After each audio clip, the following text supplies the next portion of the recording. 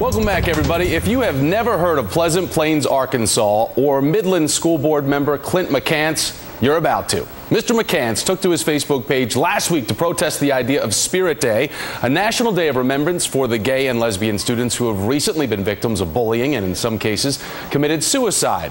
So here is what McCance wrote, quote, "Seriously, they want me to wear purple because 5 queers committed suicide? The only way I'm wearing it for them is if they all commit suicide. I can't believe the people of this world have gotten this stupid.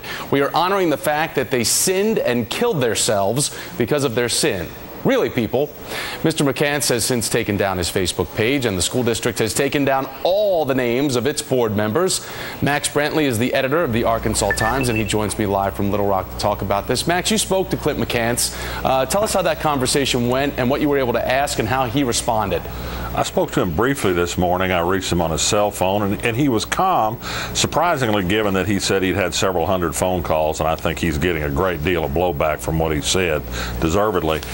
He wouldn't comment. I tried 7 or 8 different ways to get him to say something, to get him to say if he regretted what he'd written, if he really believed what he'd written, and he said he wanted to talk to his lawyer. He didn't want to make any comment. He said he'd have something to say later today. He said he had a family to consider. He has 2 young daughters. I think there's been some ugly blowback, and so he perhaps feels a little bit threatened. He said one thing that was interesting to me, in which he said, well, I have a family to consider.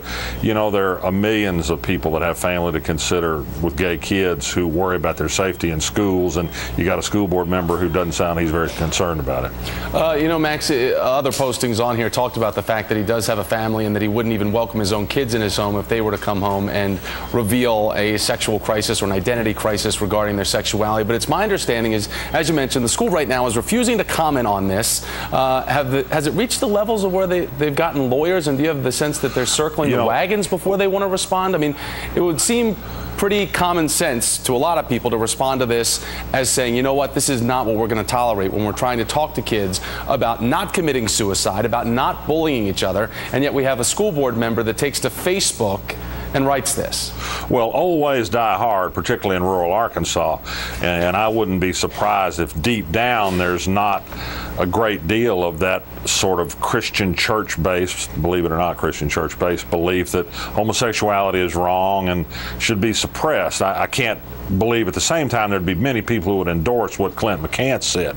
The school district has, you can't get through on the phone. Right. The email accounts are overflowing with responses. Nobody's returning calls. The superintendent apparently has ducked out for the rest of the week. They've taken the school board members' names off the website. I think they damaged themselves by this. I think they ought to do damage control.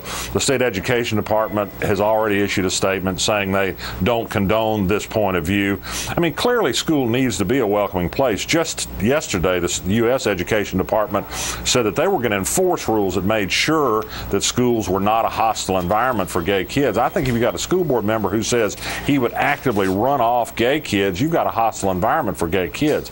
The odds are, the statistics are, that there are gay children in Pleasant Plains, Arkansas. Whether they are out or not out is beside the point. And that school district and that school board member needs to do something to say that kids are safe in that school. Well, for everybody watching this, I mean, this is a school district that gets federal money, tax dollars from this government. I know you say it's in Arkansas, but Arkansas is part of the United States, and they're getting our federal tax dollars. Explain to us, though, what the feeling is about the fact that McCance is going to stay on the board or not stay on the board. I understand it's not a position where you can get fired because he's elected. The only way he can be removed is by being beaten in a re-election campaign or being recalled from the office. Now, there are a couple of activist groups that have sprung up with some protest activities just in the last few hours. They've called for his immediate resignation. There's one group that's been very active in gay rights politics in Arkansas that is promising a demonstration at the school district offices tomorrow morning if he doesn't resign today.